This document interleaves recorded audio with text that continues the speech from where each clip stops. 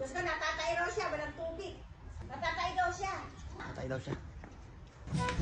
Ayun guys, hindi ko nga alam yung sinasabi ng nanay ko. Pero ngayon, ayan, sapatos na ako kasi aalis ako ngayon. Kakain ako sa labas. Yan, lumabas ako ng bahay. Tapos, yan, nagpagkit-kit muna ako sa labas. Yun. Saan ka ba? Ay, pera, anak mo, kanin mo muna. Wag na. Ha? Wag na. Wag na. Saan ako? Ay. Ayan, nagsalamin na ako saka nag-helmet. Tapos, umalis na rin ako agad. Medyo maganda yung araw ngayon saka di masyadong mainit.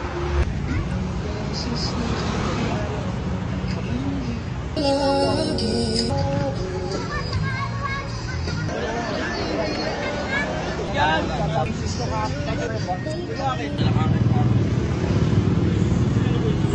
Laman. Sampung isaw lang.